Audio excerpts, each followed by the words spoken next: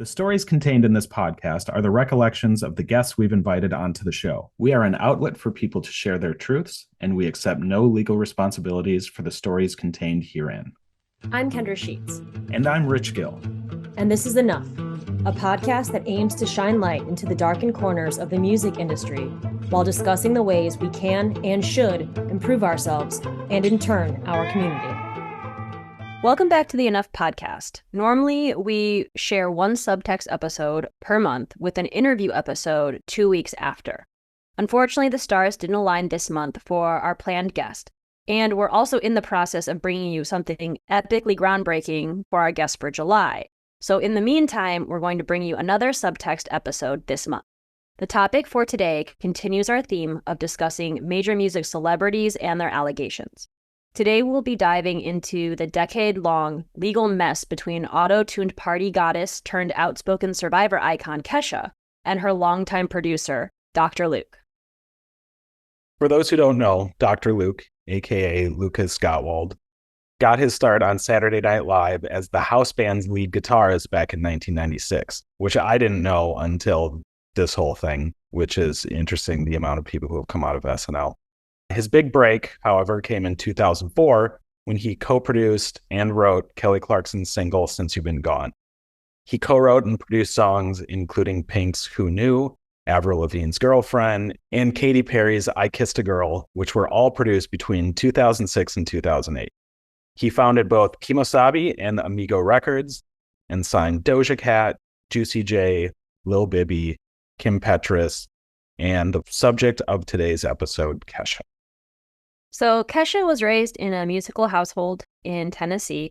Her mother was a singer-songwriter who most notably co-wrote a song called Old Flames Can't Hold a Candle to You, which was made famous by Dolly Parton. Kesha and her family eventually moved to LA in 2004 to focus on her music and on her career. After a year of writing songs for other singers, including Britney Spears, Kesha ended up signing a 5-album deal with Sony Music Entertainment's offshoot, Kemosabe Records. She appeared on Flo Rida's 2009 smash hit Right Round, which was then backed by the release of her debut album, which included what would eventually become an international hit single called TikTok, which I think the entire world seems to know. And then at that point, she suddenly was just not only a household name, she was familiar at clubs all over the world. I mean, her music was being played everywhere, it seemed. And her success continued as she released a second album in 2012, and she began forging relationships with some of the largest names on the artist side of the industry, including Iggy Pop, The Flaming Lips, 303, Pitbull. I can keep going. I'm not going to, but there's like a whole bunch of people. And she just was super well connected. She was talented, and her stock at this point was on the rise. Then, in early 2014, Kesha checked herself into a rehab center in Illinois for an eating disorder, bulimia nervosa. Her mother has gone on record stating that Kesha struggled with this disorder since she was signed by Kemosabe in 2009. In August of 2014, Kesha stated in a Teen Vogue interview that she has recorded 14 new songs while in rehab and was ready to release a new album. 2 months later, however, she filed lawsuits against Dr. Luke, one in California and one in New York State. The suit claimed that Gottwald had drugged and raped Kesha multiple times over her career. She added that he continually made negative comments about her weight and forced her on a diet, which was proved through email communication and submitted as evidence in the suit, which ultimately resulted in her checking herself into rehab years later. The suit also alleged that Dr. Luke engaged in sexual harassment, gender violence, and emotional abuse. Kesha asked the court to terminate her contract with Dr. Luke because of all of these allegations. And then in response, Dr. Luke filed a countersuit, which is fairly typical in these situations, and that suit alleged defamation. It accused Kesha, her mother, and Kesha's current management of making up claims in an attempt to get her out of her contract with Kemosabe and with him. Around this point, Hollywood, specifically the female side of the Hollywood artist industry, went a little bit wild. There were claims that Dr. Luke also violated Katy Perry and Lady Gaga. There were a number of people who publicly came out in support of Kesha, and of course there were those on the other side who came out in support of Dr. Luke. When asked to go on the record about claims of being abused by Dr. Luke, both Lady Gaga and Katy Perry declined and stated that they had never had any negative experiences with him at all. Luke then followed up in December of the same year, 2014, with a defamation lawsuit against Kesha's lawyer, accusing him of implying that he, Dr. Luke, had raped those women. And at this point, we kind of want to stop for a sec and note that for all of those people who think like things like this never happened before the Me Too movement, it's never been like this before, those type of naysayers, please note, this is 2014. This is 3 years before the movement swept the industries. Things have always been like this for women, for minorities, for the people in the LGBT community. The lawsuit went on for nearly a year before Kesha sought a preliminary injunction to release her from Kemosabe Records and Sony in an attempt to gain back her artistic freedom, which she claimed Luke had stifled for his own monetary gain. Kesha's lawyer, Mark Garagos, stated that, quote, she cannot work with music producers, publishers, or record labels to release new music. With no new music to perform, Kesha cannot tour. Off the radio and stage and out of the spotlight, Kesha cannot sell merchandise, receive sponsorships, or get media attention. Her brand value has fallen, and unless the court issues this injunction, she will suffer irreparable harm, plummeting her career past the point of no return, end quote. And this is where things are going to get a little legal heavy, so stay with us. In 2016, early 2016, New York's Supreme Court Justice Shirley Kornreich ruled against this request. 2 months later, Kornreich completely dismissed the case, stating that even if the allegations against Dr. Luke were true, the 5-year statute of limitations had run out on the 2 specific allegations that they were going after, one of which taking place in 2005 and another in 2008.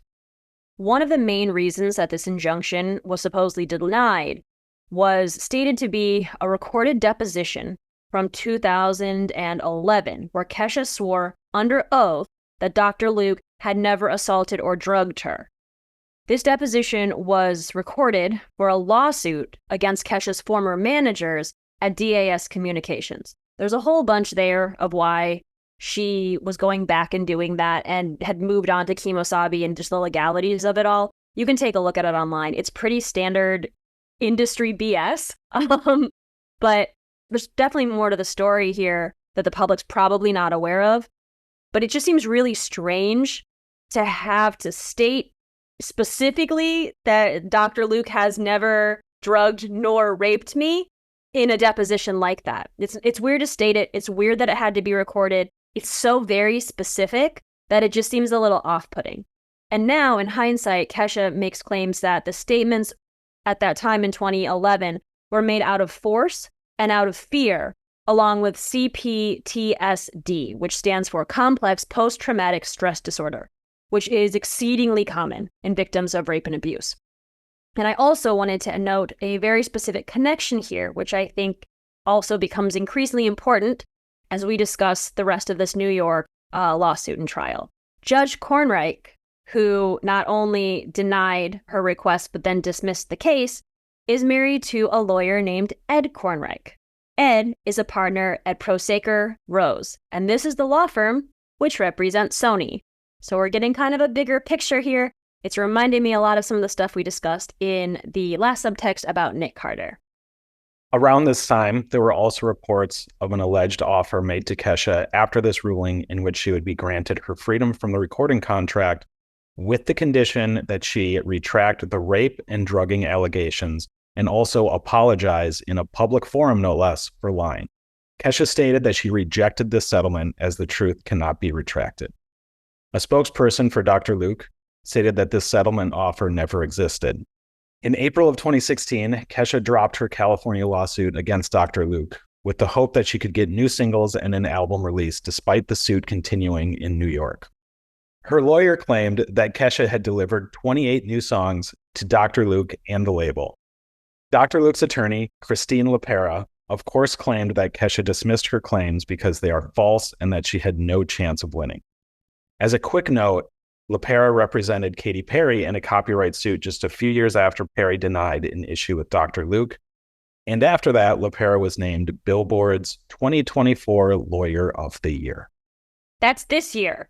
The year's not even over yet, and they picked which Lawyer of the Year is. Makes no sense to me. It's ridiculous.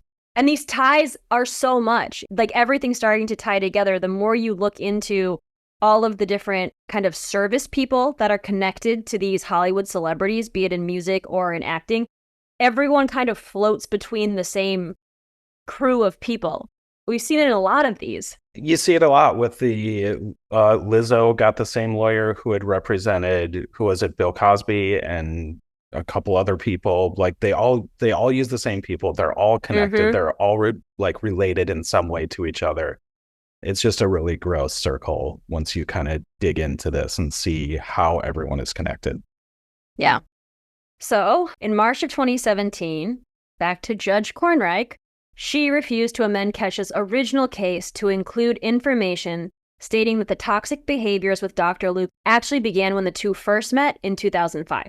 As we've discussed numerous times before, sometimes survivors need time and distance to remember the truth about the timelines of their abuse. So this is not that shocking of a request if you really understand how survivors function. Then, a month later, in April of 2017, Sony released a statement that Dr. Luke was no longer affiliated with Sony or Kemosabe Records in any way. On July 6th of that year, Kesha released her first new music in 5 years. It was an intensely emotional track entitled Praying, which was in part a commentary about her feelings about Dr. Luke, while also showcasing her vocal talents and range, something she had been consistently criticized for in the past. She auto-tuned a lot, so she got a lot of comments about how she really couldn't sing. So she proved him wrong on this one.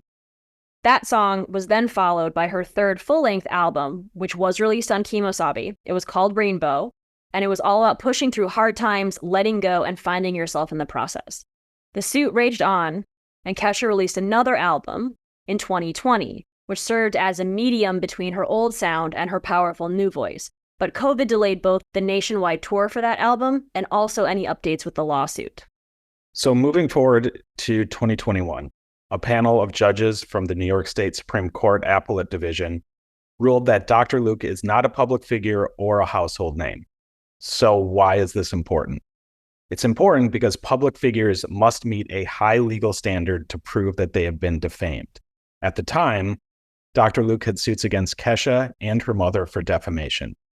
A judge then ruled that New York's recently established free speech law applied, which meant that Dr. Luke must prove that Kesha acted in malice and also that she could seek damages if she wins the trial. The New York Court of Appeals overturned the New York Supreme Court's decision and stated that Luke was a public figure in the eyes of the law. What does this mean? This means that Kesha's suit against Dr. Luke for bringing frivolous suits to try to intimidate his critics into silence could be pursued. And after seemingly public silence for over a year, suddenly, last year, 2023, on June 22nd, Kesha and Dr. Luke released a joint statement which said that they had reached a settlement. This was just a month before the case was set to go to trial, and details of the settlement were not revealed. Okay, so I know that there's a lot here. Thanks for sticking with us through a lot of legal language and ideas. So while many of the stories of allegations and of abuse that we share on the podcast tend to be a bit more concrete, a bit more hard-hitting with surefire wins or losses for each case, this decade-long endeavor taken on by both Dr. Luke and by Kesha has been drawn out, complicated, and without any perfect mic drop ending for them or for us in our episode. Kesha folded her lawsuit in California so she was able to continue to make music, her primary source of income. Her sexual abuse-related claims were dismissed due to time limits. There were small victories and large losses, all while numerous celebrities and artists publicly sided with Kesha during the lawsuit process. Dr. Luke claims that he has lost clients because of these suits. Although he did play a heavy hand in the rise of Doja Cat's success, albeit under the pseudonym Tyson Trax, which garnered him a Grammy nomination. Again, how is cancel culture real? These people keep getting nominated and winning Grammys and awards and Oh, anyway, artists such as Pink and Kelly Clarkson publicly shared their experiences with Dr. Luke and stated that they would never work with him again, not only because of Kesha, but also because of his shady business dealings. During the 9-year legal process, Kesha was forced to completely rebrand herself. She went from opening for Rihanna and playing sold-out 25,000 cap rooms to venues which hold a few thousand tops, once she was allowed to tour and write songs again. And on May 19th of last year, 2023, Kesha released an album called Gag Order. That was her 5th and final Kimosabi release. And it musically is like nothing she's ever released before. With that album, she had completed the terms of her contract. Time has granted Kesha the freedom of expression through her craft that the court system refused to for the last 9 years. It will be interesting to see what she does with it. And while one can make the argument that the music industry and Hollywood are ugly and this is all just part of a cutthroat business, I would ask, should it be? Should the music industry or the film industry or any industry or job be predatory in nature?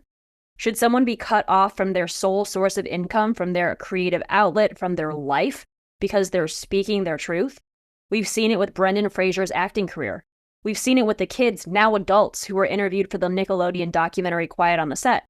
A report was recently publicized by the Women and Equalities Committee, which shows that there are an unbelievable number of stories regarding misogyny and assault against women in the music industry. The committee warned that the non-reporting of sexual harassment and abuse was high, and victims struggled to speak out because they were concerned that they would not be believed or would face losing or even damaging their careers. While this case doesn't contain graphic details of assault, I believe it's important to realize how deeply detrimental it is to just be around your rapist. At work, over email, on the phone, through text, in court, their presence is everywhere.